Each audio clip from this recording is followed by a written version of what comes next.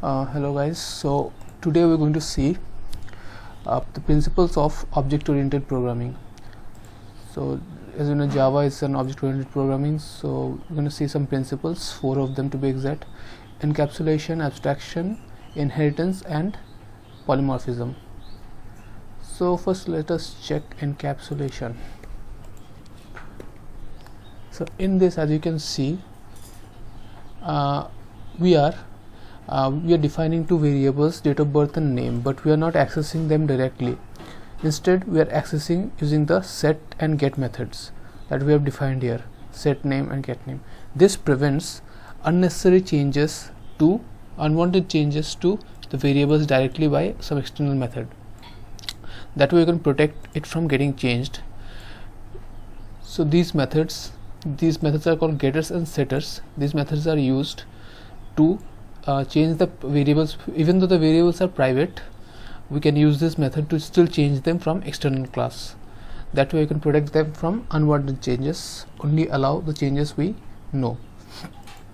So this is the example here, creating a new instance, new object of employee class, and we're setting the name, and the output should be name as well. As you can see, nothing else is defined, so the output should be name. So hope you understood this part. Encapsulation basically means hiding or protecting from unnecessary changes. Then this abstraction, the idea is also similar. It's about protecting, but it has different method. So if you look at here,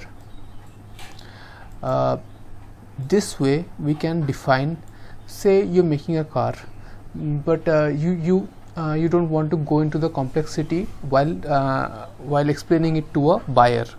Only engineers know about the complexity. So that way, to the buyer, you can only state the superficial parts. For example, here we are just stating the animal sound class, but the definition and complexity is the responsibility of the class of the class which is inheriting it. So that way we can reduce the complexity of the program and make it more readable and understandable, organizable. So here, as you can see, we can define animal sound or any other class which are involved in the class and then individually, when the other classes extend them or inherit them, they can set their own properties and own functioning inside for the methods. So this is called abstraction. So all the complexities are hidden in this class, and the complexities are defined whenever and wherever they are used. So if you make an instance of this class,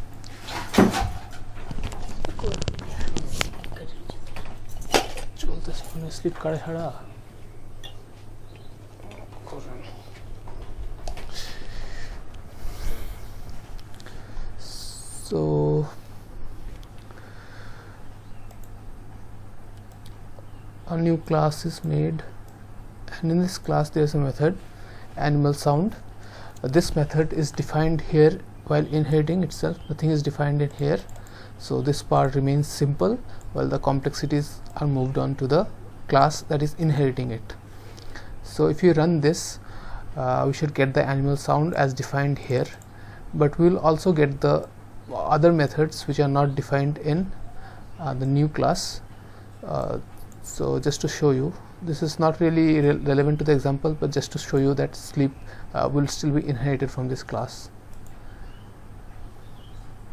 Okay, so the pig says wee, it's defined here in the pig, that we are getting. Also, since the pig inherited animal class, we can also use the sleep method from the animal class. So this is just to show you that it is actually inheriting it. The sleep method prints ZZ. Okay, so that is encapsulation and abstraction. So it is kind of very somewhat similar, so you might get confused. People get confused in similar things, so you have to understand and make a mental map of what things are, where to place them. So you should do that. Next is inheritance. Okay, inheritance is basically what we saw here, but I'll just explain it with the next example.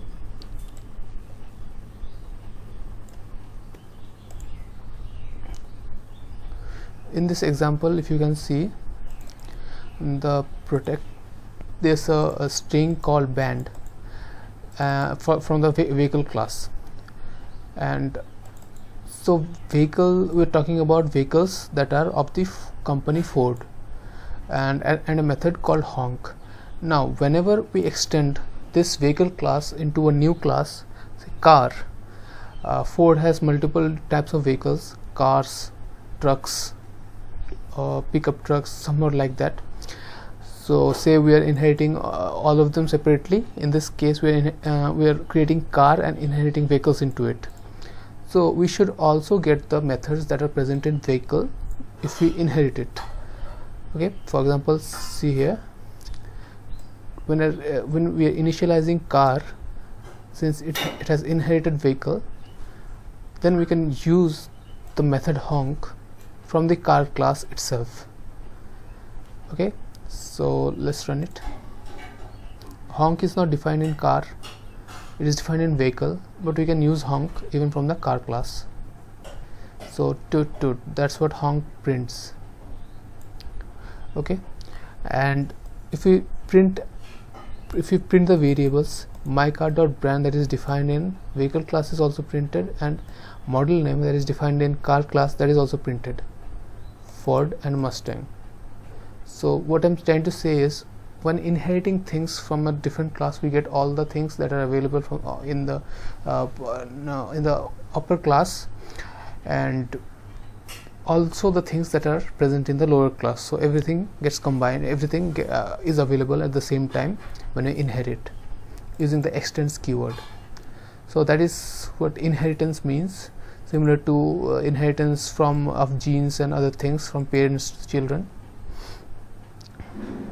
Then there's polymorphism. Polymorphism is basically, as the English word means, different forms of the same thing.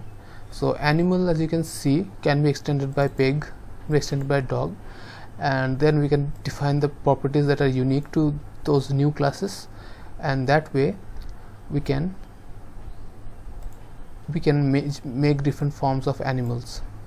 So this is the essence of object oriented programming, mainly inheritance and polymorphism. So we don't need to create different types of same thing, or reuse code. We can prevent the reuse of code a lot of times using object oriented programming.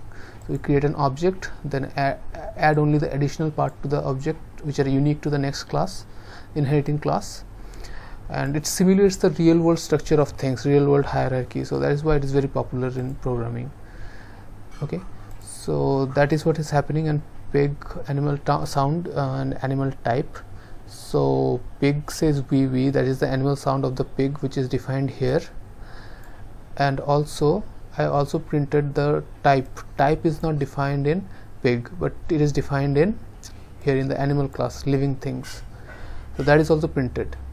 Okay, even though we are only initiating the pig class. So that is what we mean by polymorphism. Okay, so different forms of the same class. So that's it for now. If there's any confusion, please comment below and I'll try to clear it as much as possible. Thank you very much for watching. That's all for today. Goodbye.